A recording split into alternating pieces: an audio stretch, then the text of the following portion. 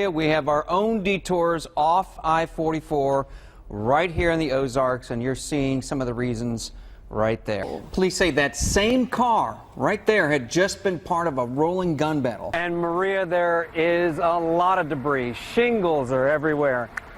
Pieces of siding everywhere, and you're going to find this all over the place, these priority mailboxes. A group of cities near Table Rock is using some innovative technology to protect our water from contamination. They're turning human waste into safe-to-use fertilizer that looks just like this. Breaking news out of Las Vegas this morning, where at least 50 are dead, at least 200 more wounded. I want to show you one more. This woman, she came out of the hospital. Check out what she's wearing. She's still in her gown, and she's saluting as that procession goes by. Police say the officer responded to a domestic violence call last night, got shot multiple times. And this just in, I want to mention this, Las Vegas mass shooting, we're told, has no known nexus to any kind of overseas terrorism. That just coming in from a U.S. official. Good morning. That heat will be turned up just a little bit more today. Here's Brandon with the high temperatures and if we'll get any relief soon. Well, it's going to be a few days away, but starting off a little warmer this morning compared to yesterday. We're 72 in Springfield. That's 2 warmer. 76 in Joplin. It's 71 in Rahwah, 72 in Salem, 69 at Mountain Home. Just in the off chance you're headed to St. Louis today, they're 81 right now, and they hit 100 yesterday. That's not the heat index, by the way. See, it's not that bad here, but it is going to be a little warmer. Here's your hour-by-hour forecast. 10:30, we're 84. 12:30, 88, and we'll add a few to it. We'll do around 92 this afternoon, and the heat index at least a few warmer than that. In fact, I think it may hit the 100 mark, particularly areas just north of Springfield. The heat index probably pretty close here, around 96 or 7 here in town. I can do one better than that. Tomorrow looks to be the hottest day, and then at least a chance for some relief coming up later in the week. I'll tell you about it coming up in a bit. Thanks, Brandon. We begin with an update on a church bus crash near the town of Roach in Camden County. The Highway Patrol says 14 children wound up in the hospital with minor injuries. Now, these photos right here come from Amy Wilson and the Lake Sun Times. The crash happened yesterday on Highway AA north of Highway 54. The patrol says the bus flipped after the driver failed to negotiate a turn. Nearly 40 people on that bus were headed to a church camp. The injured children range in age from 11 to 14. Springfield is working to make 2 major intersections safer for you. Traffic engineers say Battlefield Road, National, and Campbell Avenues are the most congested and dangerous. They say the problem is the right turn lanes. Drivers often use those lanes the same way as highway on-ramps, paying more attention to merging into traffic instead of the car right in front of them. We're actually going to reconfigure those right turn islands to actually flatten those out. They're more likely to stop, look for somebody approaching, and then proceed with their turning movement. Once approved, the work will start this fall. The cost, $250,000. Springfield City Council could vote in 2 weeks on a plan to monitor prescription drugs. It's an issue, well, it's divided many council members and pharmacies. The database would keep track of anyone pill shopping to feed their drug addiction. The city of Springfield would piggyback onto a program from the city of St. Louis. Now, supporters of the database say the opioid epidemic is a really big problem that needs to be addressed. We're reluctant to prescribe those sometimes just because we know there's so many problems out there. So if we have a database that shows that, yes, this person's getting their medication once a month like they're supposed to, you know, it gives us a little more comfort that we're doing the right thing and not doing something that may be harmful for that person. During the meeting, Councilmember Christy Fulnecki expressed reservations about patient privacy. Council could soon decide if the Life 360 Church will move into the old Palace Theater. Neighbors in Chesterfield Village spoke at last night's meeting. They argued a church will not draw as many people into the district to shop or generate tax revenue like an entertainment center would. The church says the theater will give it more room to grow. Christian County voters will decide in August if they want to pay more in taxes for better library services. Kate Alt live in Ozark with how that extra revenue will be used. Kate. Now, voters here in Christian County will be asked in about a month to renew the county's 20-cent tax levy. That was the tax rate back in 1971 when the library was built, but in 1980, legislation called the Hancock Agreement scaled that back to 8 cents. That's where the tax rate stands today, and it's one of the lowest rates in the state. If this measure is approved, the money would be used to improve the 46-year-old library here in Ozark. They'll add more space and new features, plus branches will be built in Nixa, Sparta, and Clever. The assistant director says that adding more libraries is a net positive for the community. They draw businesses to the community, they draw residents to the community, and they provide an economic benefit to the community. Where you put a library, you're going to see folks using those businesses around the library. You're going to see folks saving money. You're going to see jobs created with this plan, jobs right here in this county. So there are benefits regardless of whether or not you're a library user.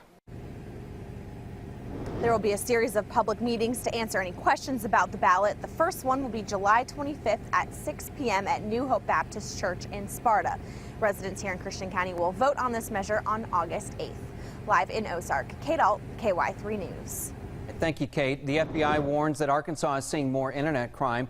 Residents filed 1,900 reports last year. They included everything from non-payment scams to cyber attacks on state agencies. The FBI says the state's attacks are a small percentage of the nearly 300,000 cyber attacks nationwide in 2016, but the agency warns the attacks are getting more sophisticated. Missouri Senator Claire McCaskill has more than $5 million for her 2018 re-election campaign. She raised $3 million in the last 3 months. Her seat is expected to be one of the most hotly contested next year. So far, there's no front-runner Republican candidate to face McCaskill. Taking a hunter education course has just become a lot more convenient. The Missouri Department of Conservation is now offering an online course so people can take the class anytime, anywhere, at their own pace. There is no charge to study, review, take chapter tests, or even to practice. You pay $15 to the online host when you pass the final exam. MDC does not receive any revenue from this test company. All indications are that there's actually as much or more retention from someone going online and completing a relatively difficult test and online study course than what we have with the people coming into a traditional class. Now, hunters 15 and younger are still required to complete a course which includes an in-person hunter education skills session. If you've been in the Kansas City area recently, you may have noticed something on the road signs, several typos. Here's one of them on Interstate 29 at the 64th Street exit. You can see the T and H, oops, reversed. MoDOT is looking into who's responsible for the error and why it took 2 weeks for anyone to notice and report it. If you want a new iPhone, start saving now. The amount of cash you'll have to fork over to get the latest device. Time now is 6:37. Brandon's next with when the heat index could break the century mark, the hottest day this week, and our next chance for rain. A community's boil order has stretched into its 4th year now. I visited Moore Bend and Taney County to investigate how the community is coping and what, if anything, is being done to fix the problem. The views are stunning in Moore Bend. It's surrounded by the waters of Bull Shoals. But there's one big problem. The tap water. I don't drink it. There's bottled water, jugs of water everywhere. And if you want to wash dishes, you better add a disinfectant, or you could get sick. I put bleach in it. There is bleach in my water. And if you want to brush your teeth, you better grab this. The state issued a boil water order on February 5th, 2013. 2013. We were just informed. Celia and her neighbors get their water from 2 wells. The wells are under these small white buildings. The state says it issued the original boil water order due to E. coli, or fecal bacteria, in the wells. I got sick, about got plumb down. We're paying for a product that's total crap. The state even gave the water system a cleanup plan a couple years ago. But the residents here never thought it would happen. Now they've built up 4 years of skepticism. And by the way, the water bill's gone up in that time too. After they raised the rate, I couldn't even afford to water my chicken. That's all I used it for. If it's bad water, it's not even good for the chickens. State regulators eventually filed a complaint. It could lead to fines. In testimony in this case, a state examiner had this to say: Moore Bend has failed to properly test the water supply to its customers, has failed to provide adequate documentation concerning chlorination, has failed to properly notify its customers of the boil water order that's been going on for so long, and The state says the water system has cast iron pipes, causing discoloration of the drinking water. Oh, it pisses me off to no end. I mean, it's not right. It's not right. How come it's taking so long to do it? We wanted to talk to Moore Bend about all these issues. Hi, Paul Adler from KY3. But they hung up on us twice before saying no to an interview. In case documents, Moore Bend's lawyer denies the state's allegations. The company also says bacteria levels no longer exceed state standards. But the people here aren't buying it. They're just paying for it.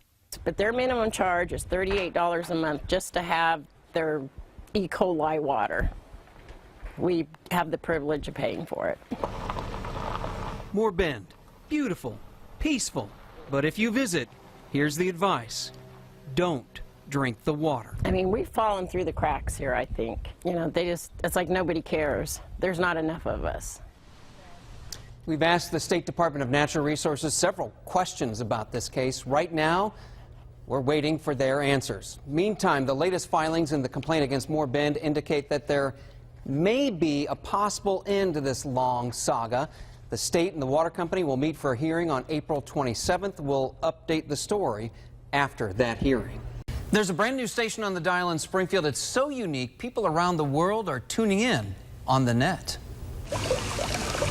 Tucked into a backyard with petunias, a couple bikes, and a ladder, a radio was playing the blues. This is part of a radio station, KWPQ-LP. It's almost hidden at 103.3. It's a little labor of love. It's a little dream come true. Gary Lawson is the engineer. Jay Rivenberg is the muscle. I dig the hole. I put the tower together. These two have a chemistry like B.B. King and King's guitar, Lucille. Jay keeps me honest on, I'll say, well, you know, I think we could take this and do this with it and angle it this way and tie it off like this. And Jay just turns around and walks off. And this is a steep climb down the basement. Don't expect glitz, gloss, and glamour. This is gritty. For now, the transmitter sits next to a sump pump. Pretty small. I mean, we're only pushing 100 watts ERP. Just a hop, skip, and a microwave jump away, Gary's former office. It serves as the nameless station studio. It changes from the pit to the cave to the bat cave, but generally it's just the studio. We're running a library of about 33,000 blues tunes. You won't hear commercials, no politics, and despite the mics, there's rarely, if ever, a live DJ. And anybody can record an ID. Just pick up your phone, start recording. You're listening to KWPQ-LP, home of Your Blues, Springfield, Missouri. If you're trying to tune in right now and can't find it, there's hope. A new tower is going up soon. This is actually the base section for the new tower that's going up. We're going to get another 4 meters of height out of it, and it will get the signal up and further out. While Gary gives to the station, he's waiting for a gift of a kidney donor. Probably the worst thing is fatigue. I'm not accustomed to getting tired. But don't expect him to sing the blues or even talk much about being sick. I plan on staying on the air. He just wants you to listen and feel the bass, the beat, the love. That's KWPQ right there. It took Gary 3 years to get the license for that low-power FM station. Since going on the air this spring, he spent about $7,000 of his own money to get it up and running and playing the blues.